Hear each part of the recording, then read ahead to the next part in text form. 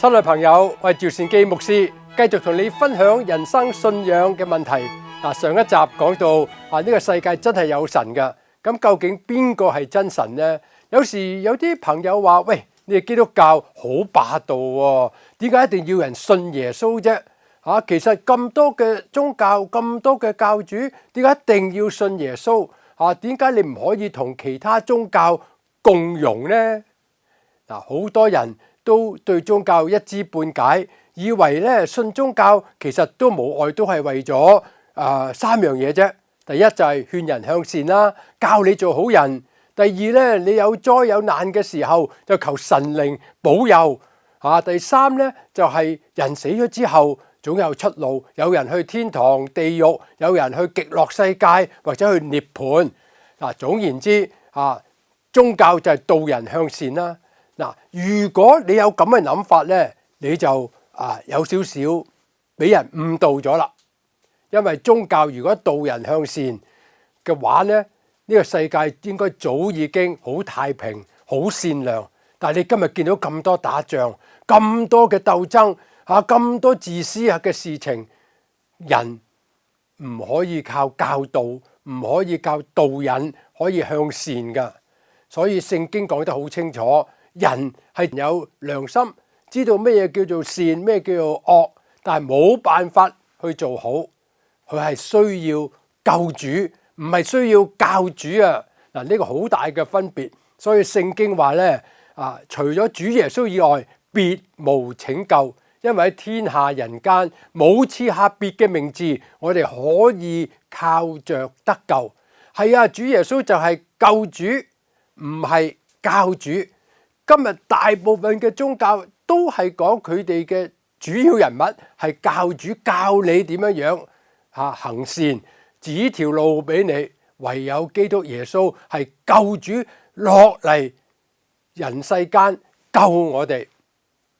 好似游水有個人抽筋，哇！佢叫救命，救我啊，救我啊！一路沉落去，岸邊有啲人教佢游水咯。佢話：哎呀，你喐右手啦，喐左手啦。你慢慢游翻嚟，試問教游水救唔救到佢？梗係救唔到啦！就喺呢個時候，嗰個救生員沉一聲跳落去，將佢一手搲翻上嚟。呢個抽筋嘅人需要救主，唔係需要教主。我記得細個時候讀過差不多先生，可能你都讀過噶啦。差不多先生，凡事差不多好了，何必太認真呢？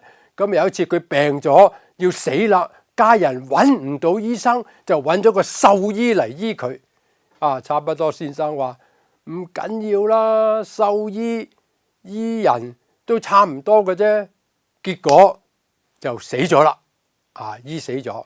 所以我哋唔可以隨隨便便㗎，信神嘅事唔可以隨便，你一定要信真神。信錯咗假神呢，唔單止有損無益，更加得罪真神。好似我哋前嗰排疫情裏邊 Covid 要打針，你唔可以打霍亂針，你唔可以打卡介苗，一定要打 Covid 嘅疫苗。如果打錯咗，後果好嚴重。所有嘅教主都係講佢哋尋求真理，佢哋揾到條路而家指你點樣行，導你向善。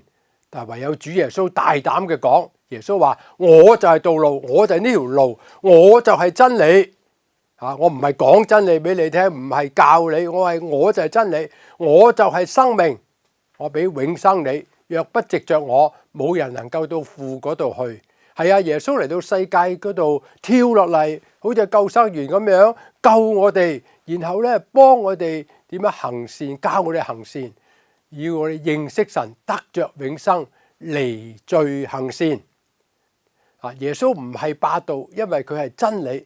舉個例子啦，空氣咧好霸道咁話俾人聽，你要呼吸我先至可以生存嘅。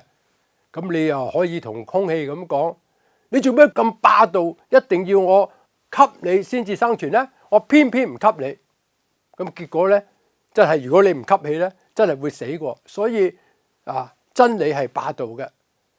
亦都一個例子就係懸崖墮車嗰啲路牌呢，我諗你都見過好多啦。佢提醒你就係，如果你駛過呢個懸崖，你就會跌咗落去噶啦。咁你又會話嗰個牌咁霸道，唔俾我駛，我就要駛，咁咪跌咗落山咯。